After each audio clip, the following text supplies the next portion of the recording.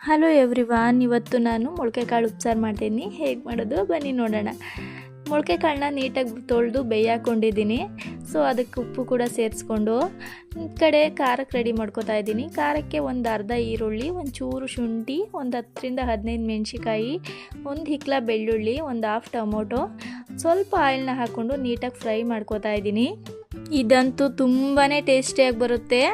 ಇದಕ್ಕೊಂದು ಸ್ವಲ್ಪ ಹುಣಸೆಹಣ್ಣ ಸೇರಿಸ್ಕೋಬೇಕು. ನೆಕ್ಸ್ಟ್ ಇದಕ್ಕೆ ಸ್ವಲ್ಪ ಕಾಳು ಮೆಣಸು ಮತ್ತು ಒಂದು ಸ್ವಲ್ಪ ಜೀರಿಗೆನ ಹಾಕೋತಾ ಇದ್ದೀನಿ.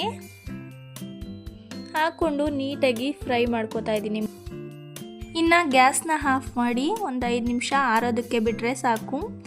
ಆರಿದ ಮೇಲೆ ಮಿಕ್ಸಿ ಜಾರ್ಗೆ ಹಾಕ್ಕೊಂಡು ಒಂಚೂರು ಉಪ್ಪು ಹಾಕ್ಕೊಂಡು ರುಬ್ಕೋತಾ ಇದ್ದೀನಿ. ಇನ್ನು ಸಬ್ಬಸಿಗೆ ಸೊಪ್ಪನ್ನ ಸೇರಿಸ್ಕೋತಾ ಇದ್ದೀನಿ ಮೊಳಕೆ ಕಾಳು ಜೊತೆಗೆ.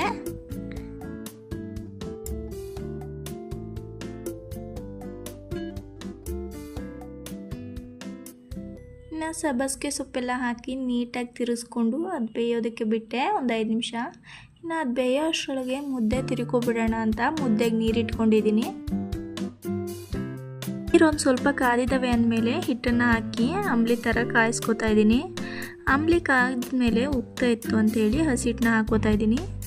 ಹಸಿಟ್ಟು ಹಾಕ್ಕೊಂಡು ಅದಕ್ಕೆ ಬೇಯೋದಕ್ಕೆ ಬಿಟ್ಟು ಮೊಳಕೆ ಕಾಳು ಉಪ್ಪು ಮತ್ತು ಸೊಪ್ಪು ಬೆಂದಿತ್ತು ಅಂತ ಅದನ್ನು ಕೂಡ ನೀಟಾಗಿ ನೀರು ಸೋರಿಸ್ಕೋತಾ ಇದ್ದೀನಿ. ಇನ್ನು ಇದು ನೀರು ಸೋರಿದ ಮೇಲೆ ಎತ್ತಿಟ್ಕೊಂಡು ಖಾರ ಕೂಡ ರೆಡಿಯಾಗಿತ್ತು ಅಂತ ಅದನ್ನು ಕೂಡ ಬೌಲ್ಗೆ ಎತ್ತಿಟ್ಕೋತಾ ಇದ್ದೀನಿ.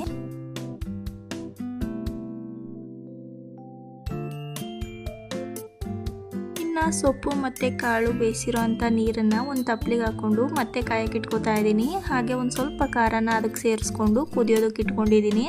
ಇನ್ನು ಪಲ್ಯಕ್ಕೆ ಒಂದು ಬಾಣಲಿನ ಕಾಯಕ್ಕೆ ಇಟ್ಕೊಂಡು ಒಂದು ಸ್ವಲ್ಪ ಎಣ್ಣೆನ ಹಾಕ್ಕೊಂಡಿದ್ದೀನಿ. ಎಣ್ಣೆ ಕಾದ್ಮೇಲೆ ಒಂದು ಸ್ವಲ್ಪ ಈರುಳ್ಳಿ, ಒಂದು 4 ಬೆಳ್ಳುಳ್ಳಿ, ಒಂದು 4 ಕರಿಬೇವಿನ ಸೊಪ್ಪನ್ನ ಹಾಕಿ ಫ್ರೈ ಮಾಡ್ಕೋತಾ ಇದ್ದೀನಿ. 2 ರಿಂದ 3 ಮೆಣಸಿಕಾಯಿನ ಕೂಡ ಹಾಕ್ಕೊಂಡು ಫ್ರೈ ಮಾಡ್ಕೋತಾ ಇದ್ದೀನಿ. ಅದನ್ನು ಫ್ರೈ ಮಾಡ್ಕೊಳ್ವಾಗಲೇ ಹಾಗೆ ಒಂದು 4 ಕಾಳು ಜೀರಿಗೆನ ಕೂಡ ಹಾಕ್ಕೊಂಡಿದ್ದೀನಿ. ಕಾಳು ಮತ್ತು ಸೊಪ್ಪನ್ನ ಹಾಕಿ ನೀಟಾಗಿ ಫ್ರೈ ಮಾಡ್ತಾ ಇದ್ದೀನಿ. ನಾ ಕಾಯಿ ತುರಿ ಕೂಡ ಸೇರಿಸ್ಕೋತಾ ಇದ್ದೀನಿ.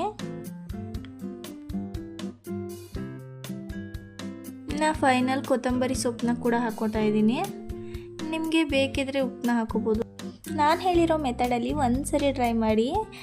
ರೆಸಿಪಿ ಹೇಗಿತ್ತು ಅಂತ ಕಮೆಂಟ್ ಮಾಡಿ.